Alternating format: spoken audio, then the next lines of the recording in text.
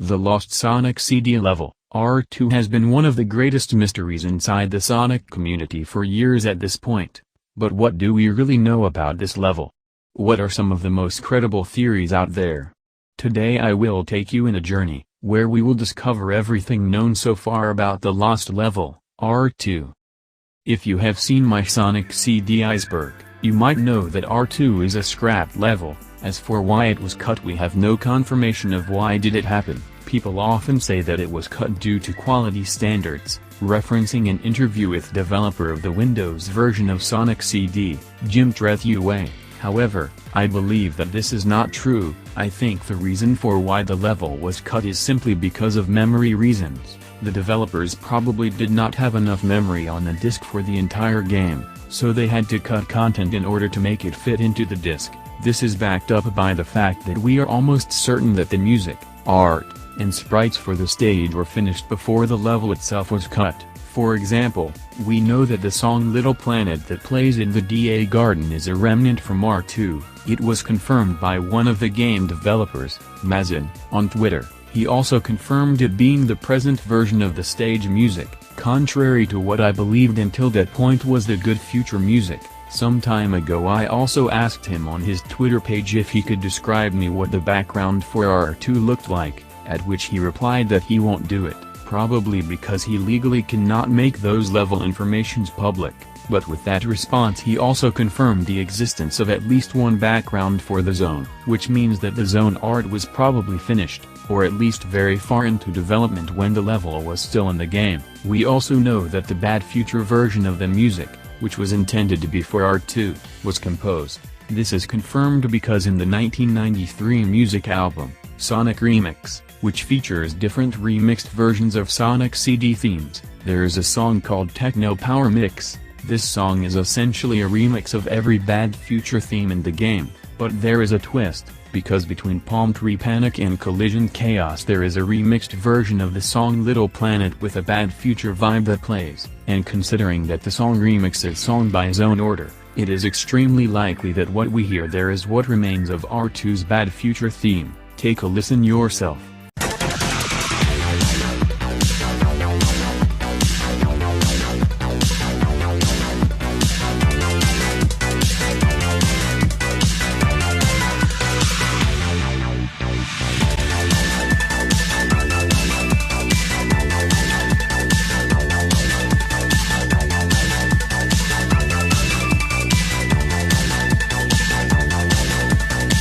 Sadly, the good future and the past version of the music are completely unknown to us, but listening to the present theme we can try figuring out what they could have sounded like, considering that the present themes in Sonic CD often have pieces taken from the other time zones inside them. I think that the intro of the song might have been remixed in the good future of past theme, because it is the more atmospheric and calm part of the song, while I can see the ending section as being part of the bad future's full melody, because it has a very menacing sound that isn't found in the rest of the theme.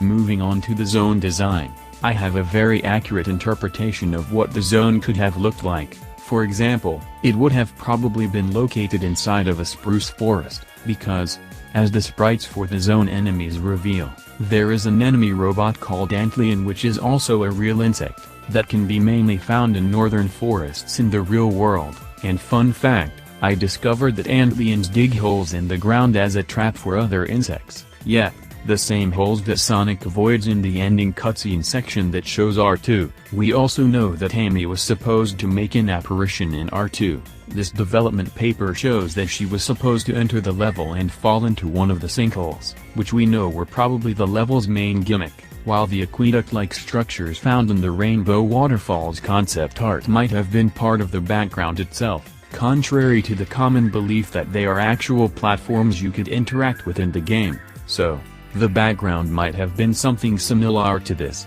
mountains at the very top with some space for the sky, also seen in the Rainbow Waterfalls concept art, with a very dense forest below and aqueduct-like structures emerging from the vegetation. We also know that the background might have showed the bottom of the forest itself, with the tree trunks clearly visible at the very bottom of the background. This is most likely confirmed by this piece of concept art that was released in the Sonic Origins gallery. It shows Little Planet with every zone location, and R2 is also one of the featured zones. We can see from the R2 section that huge trees were part of the background, and that the level would have been very similar to Marble Zone and Tidal Tempest in level design. I tried to recreate the design for R2 some time ago, and I came up with this piece, while for the underground section of the stage, it might have been some kind of laboratory built by Eggman inside of the ruins, with light blue bricks and machinery found in various sections of the stage. Much like Tidal Tempest,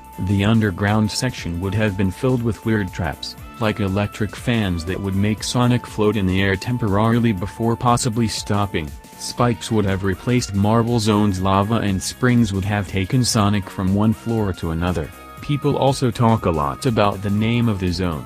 Fans came up with the name Relic Ruins to refer to R2, but that name is not only fan-made, it is also very inaccurate to the naming pattern of the various zones. Every level in Sonic CD has a very abstract name, so, if we were to decide what R2's name realistically could have been considering the Sonic CD naming pattern, a name like Archaic Artifact Zone would be a better example compared to Relic Ruins Zone. Another thing worth mentioning is that the Secret 8 special stage, that can only be accessed in the sound test menu, was actually intended to be part of the main game. This is because the special stages are supposed to mirror the normal zones of the game, much like Sonic 3's Blue Sphere special stages. So, the original game was initially supposed to feature 8 original zones and 8 original special stage levels. This also implies the existence of an 8-time stone as well, which would probably have been magenta or dark green. As for the fan-made theories, no. The Angel Statue Room in Wacky Workbench Past is not made of reused assets from R2, this was again confirmed by developer Mazin in a tweet some time ago.